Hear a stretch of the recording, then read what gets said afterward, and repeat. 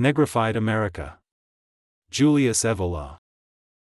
We have recently been informed by the newspapers that, according to certain calculations, half of the population of Manhattan in New York will be of the black race by 1970, and that, of the 5 districts which constitute the city of New York, 28% of the residents will be colored people. Similar developments have also been established for other cities and regions of the United States. We are thus witnessing a negrification, an interbreeding and a decline of the white race in the face of more prolific inferior races. Naturally, from the democratic point of view, there is no harm in all this, on the contrary. The zeal and intransigence of those American agitators of racial integration is well known and can but only further reinforce this phenomenon. Moreover, not only are these last not content with advocating total racial promiscuity and demanding that Negroes have free access to all public and political office, so much so that we may one day expect to see a black president of the United States, but also they see no harm in the fact that blacks mix their blood with that of people of their own white race. A typical example of this propaganda is the drama Roots, implying the roots of racial prejudice, which Italian radio has seen fit to foist upon us on a number of occasions. We know that the integrationists, who draw these conclusions from the dogma of egalitarian democracy, as logical and as aberrant as they are partisans of a regime of genuine imposition, even though they speak of freedom about anything and everything.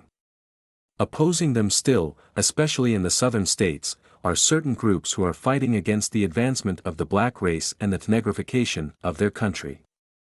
But these groups are unaware of the extent of the phenomenon, of which they only see the most material and most tangible aspects. They do not see to what extent America is not only negrified on the demographic and racial plane, but also, and especially, on the plane of culture, civilization, of behavior, of taste, even where interbreeding with Negro blood properly speaking is not present. The United States of America has been compared, with good reason, to a melting pot. America is, in fact, one of those cases where, from an extremely heterogeneous raw material emerges a type of man whose characteristics are, by and large, uniform and constant. Men of the most diverse peoples thus receive, by settling in America, the same imprint. It is almost always the case that, after 2 generations, they have lost their original characteristics and reproduce a fairly unitary type, as far as the mentality, sensitivity, and modes of behavior are concerned, to wit, the American type. However, in this precise case, theories such as those formulated by Frobenius and Spengler, that there is a close relationship between the forms of a civilization and a kind of soul linked to the natural environment, the scenery, and to the original population, do not seem relevant. If this were the case, in America, the element composed of American Indians, the Redskins, ought to have played an important role. The Redskins were a proud race, possessed style, dignity, sensitivity, and religiosity. It is not without reason that a traditionalist author, F. Schoen, has spoken of the presence in them of something aquiline and solar. And we do not hesitate to affirm that had their spirit marked, under its best aspects and on an adequate level, the mix of material in the American melting pot, the level of American civilization would probably have been higher. However, setting aside the Puritan and Protestant element, itself under the effect of negative, Judaizing influences due to the fetishistic insistence on the Old Testament, it would seem that it is the black element, with its primitivism, that sets the tone of many of the decisive traits of the American mentality. One first thing is, in itself, characteristic. When one speaks of folklore in America, it is always the blacks who spring to mind, as though they were the first inhabitants of the country.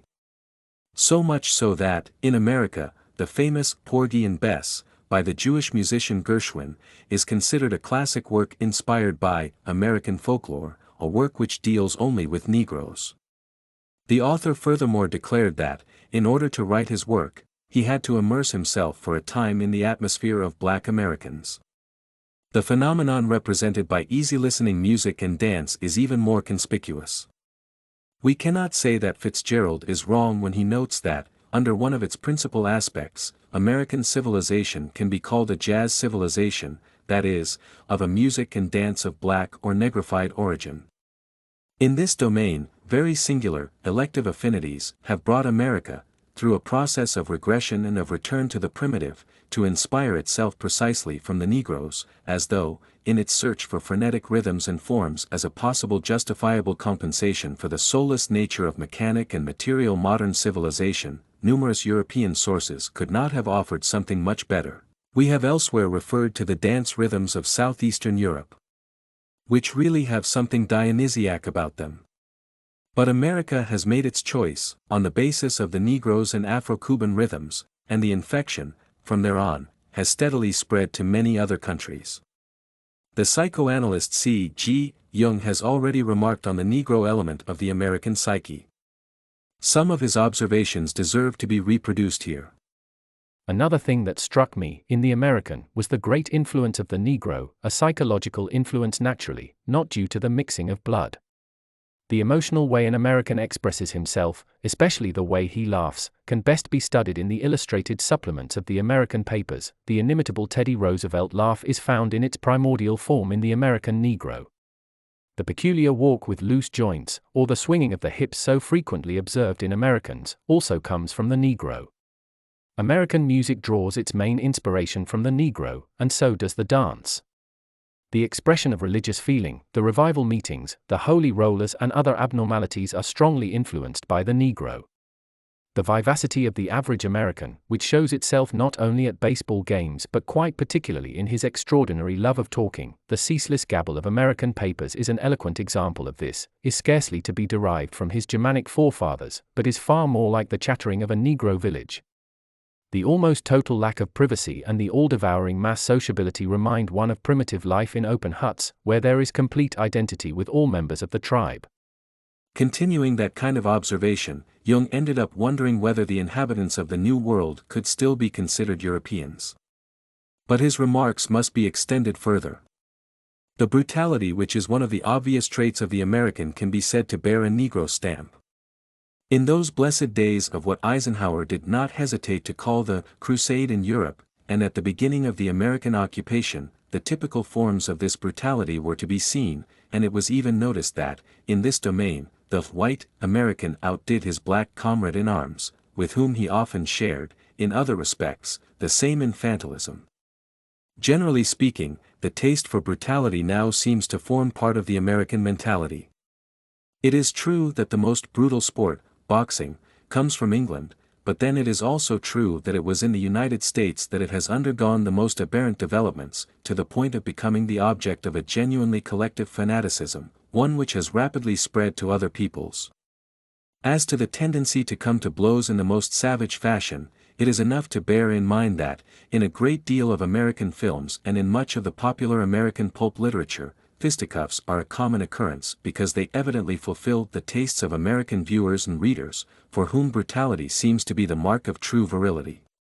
The American Nation Guide, more than any other nation, has long since rid itself, among other quaint European relics, of that manner of settling one's differences de facto, following rigorous procedures, without having recourse to the brute, primitive force of the hand and the fist, which once could have corresponded to the traditional duel.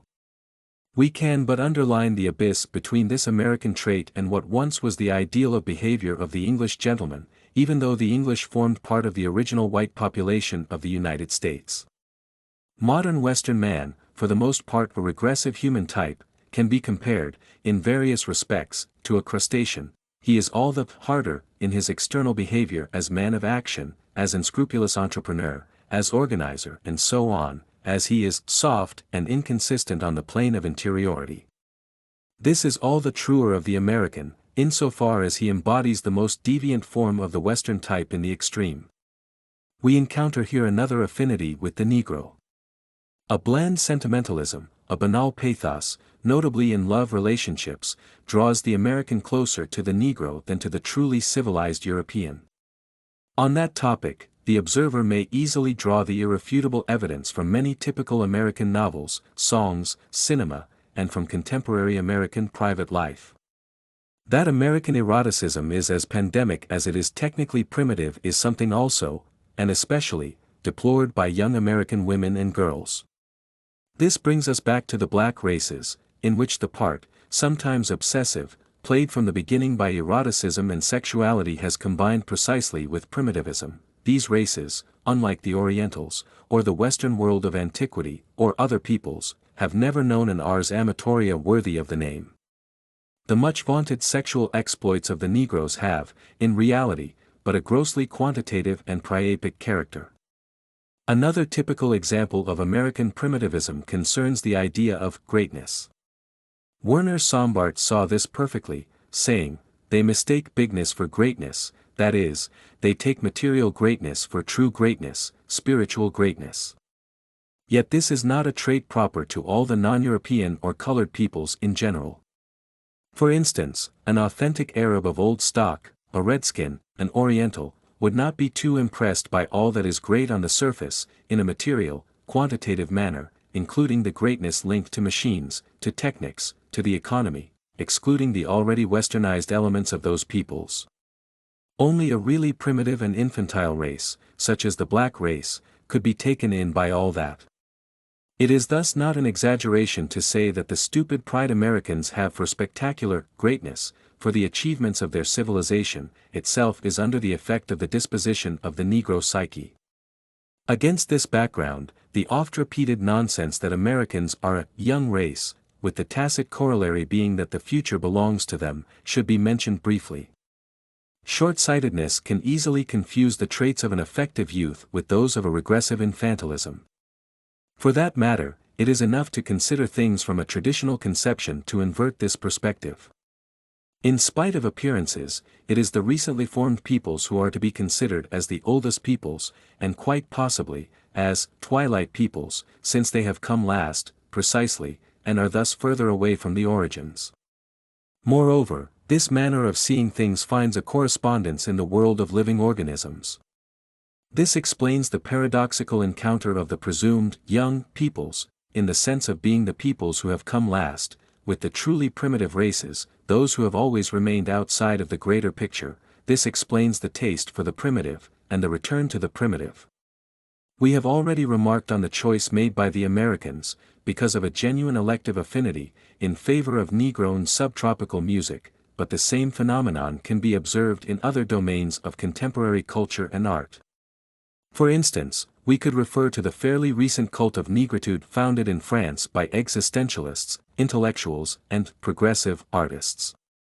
Another conclusion to be drawn from all this is that Europeans and the representatives of non-European higher civilizations, in turn, display the same primitive and provincial mentality in their admiration of America, when they allow themselves to be impressed by America, when they Americanize themselves, stupidly and enthusiastically, thinking thus to keep up with the times, and showing a free and open mind. The march of progress also concerns the social and cultural integrationism of the Negro, which is spreading in Europe and which is being favored even in Italy, by underhand means, notably by means of imported films, where whites and blacks together occupy social functions, judges, policemen, lawyers, etc., and by television, with shows where black singers and dancers are mixed with whites, so that the public may, little by little, become accustomed to this racial promiscuity, and lose all that remains of a natural racial consciousness and all sense of distance. The collective fanaticism recently caused in Italy by that shapeless, screaming mound of flesh, Ella Fitzgerald, is a sad and revealing sign. The same could be said of the fact that the most insane exaltation of Negro culture, and of negritude, is due to a German, Jan-Heinz John, whose book, Muntu, published by an old and respectable German publishing house, so in the country of Aryan racism, was readily translated and published by a well-known leftist Italian publisher, Enotti. In this unlikely, demented work, the author even goes so far as to maintain that Negro culture would be an excellent means with which to uplift and regenerate Western material civilization. Concerning American elective affinities, we will allude to one last point. We could say that, in the United States of America, if ever there was something which seemed to offer a favorable outcome and which inspired hope, it was the phenomenon of that young generation which advocated a kind of rebellious, anarchist, anti-conformist and nihilist existentialism, what was known as the Beat generation, the Beats, the hipsters, and so on, to which we shall return elsewhere. However, even in this case, fraternization with Negroes, the instauration of a veritable religion of Negro jazz, exaggerated displays of promiscuity, including on the sexual level, with Negroes, have been some of the characteristics of that movement. Norman Mailer, one of the chief representatives of the Beat generation, even established a sort of equivalence between the Negro and the human type of the movement in question. He bluntly called the latter the white Negro. On that subject, Fausto Gianfranceschi cogently wrote, "Given the fascination exerted by Negro culture, under the form described by Mailer, it is impossible not to immediately establish an irreverent parallel with the impression produced by the message of Friedrich Nietzsche at the end of the 19th century. The starting point is the same desire to break all that is fossilized and conformist by a brutal, instant awareness of the vital and existential fact, but what degradation when, as is done nowadays with jazz and the sexual orgasm, the Negro is placed on the pedestal of the Superman." To save the best for last, we will conclude with the significant observation due to a particularly interesting American writer, James Burnham, in The Struggle for the World. "There is in American life a strain of callow brutality. This betrays itself no less in the lynching and gangsterism at home than in the arrogance and hooliganism of soldiers or tourists abroad. The provincialism of the American mind expresses itself in a lack of sensitivity toward other peoples and other cultures. There is in many Americans an ignorant contempt for ideas and tradition and history, a complacency with the trifles of merely material triumph. Who, listening a few hours to the American radio, could repress a shudder if he thought that the price of survival of a non-communist society would be the Americanization of the world? This is, unfortunately, what is already happening before our eyes.